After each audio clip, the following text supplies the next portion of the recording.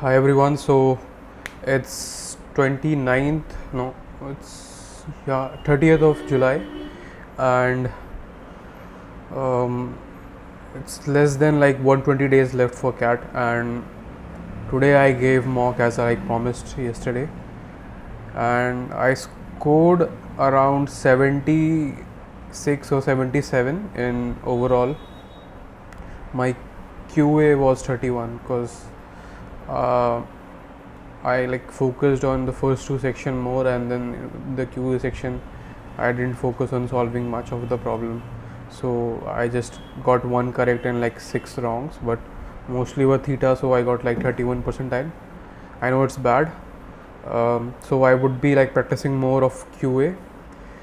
In VARC, I think I have seen an improvement as um, my reading passage speed has improved, and somehow like I got few ideas about how the parajumble works, so I'm getting it right, but it's not perfect, and I mean it's very far from perfect, but I think there is a progress there. So good to see that. But in like DILR, I think my whole target would be to solving two set in the entire time and getting it absolutely right, like 100% right.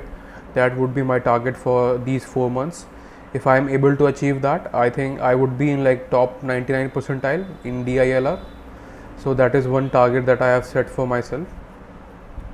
But I think that the more focus should be given on QA and VARC, because these two section I think needs a lot of practice and a lot of strategy making at my end. So what I have seen is like there are few hard questions that if you pick, it's just waste of your time. So you need to pick like the easy and moderately easy questions and solve as much questions as possible and try to work on accuracy. So what I would be doing is I would try to solve questions with much more accuracy, not focusing on speed for like the next 2 months. My whole aim would be to like get as many questions right as I can. VARC is like, I think it's more of a practice based thing, so I would be giving mocks and like daily tests to improve the VARC. And about the quants, I think I need to work a lot on quants because I am not able to solve things in stipulated amount of time.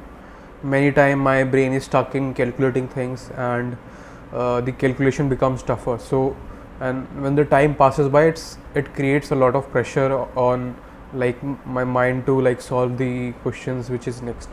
So my brain gets stuck to one question, it is not able to like calculate things, and then I just resolve that question again and again, and eventually that question does not get solved, then it creates pressure. So I think it's better to pick a right question, easy questions at first, target them and complete and find the solution, then move on to next. I think if I can score at least 30 marks, then it will be close to 90 percentile in terms of QA section. So my target would be to gradually increase my marks to 30.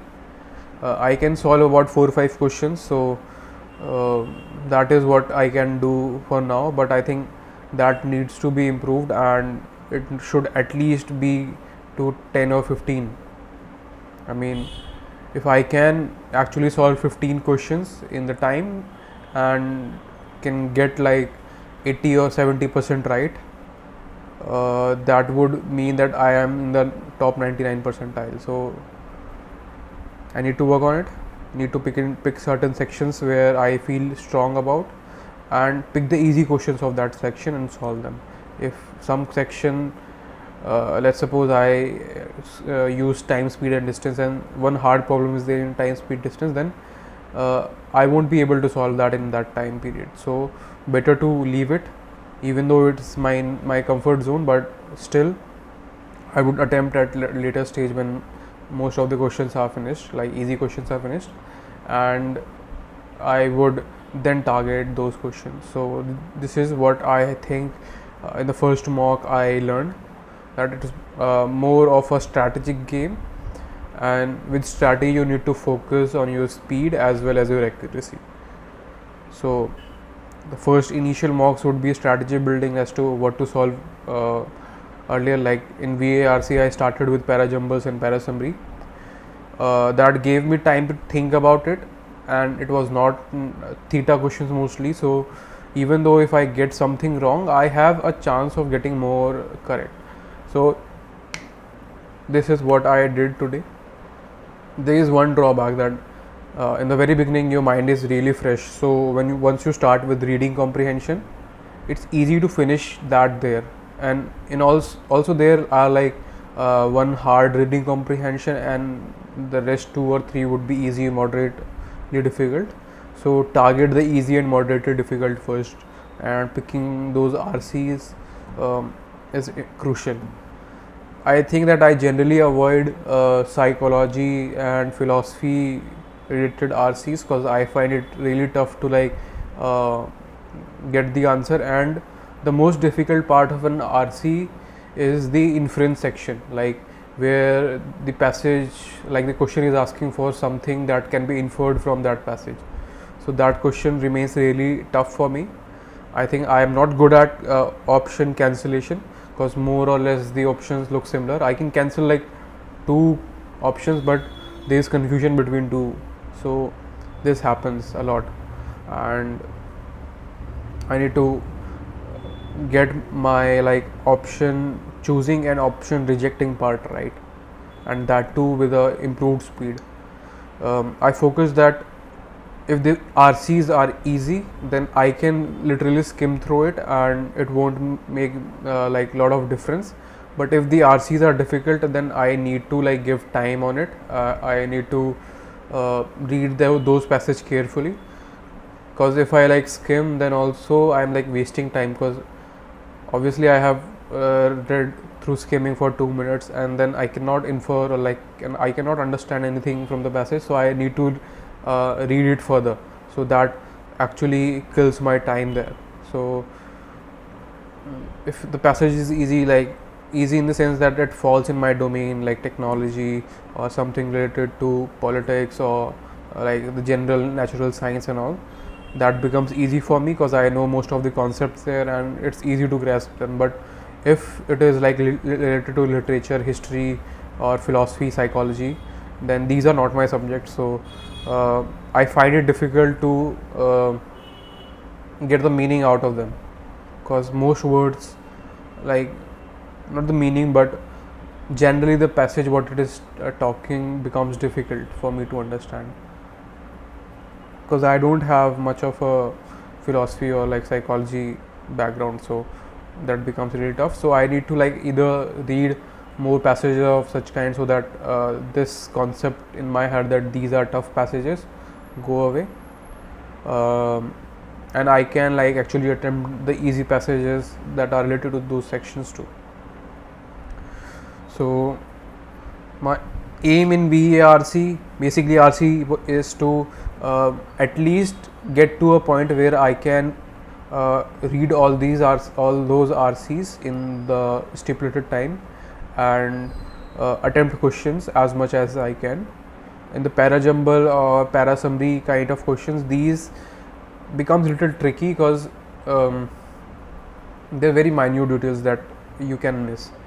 And so what I would be doing from now on is like completing 2 RCs first, then moving to parajumble and parasummary and completing all those sections, then moving back to passage that is like little difficult, and in the end try to solve like all those 4 RCs.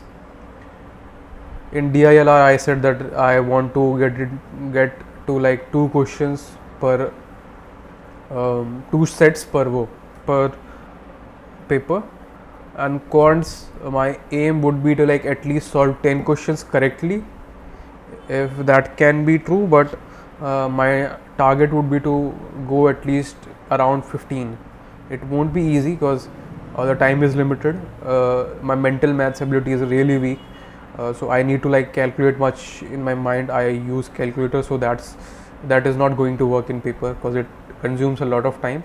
And plus I think there are many jugaad or tricks that people teach that I don't know yet, and that comes only by like giving papers. Then you can find patterns as to what questions can be done by option cancelling, where you have to solve the equation, in which questions you can get to answers, because there are some general themes like right angle triangles are there in geometry, and also you should know that concept too. Also I think picking a right question that is in your strong zone, and I think for me quants has become a really weak zone because I haven't practiced a lot. I haven't cleared any concept as such, so it takes time for me to like actually get to an answer.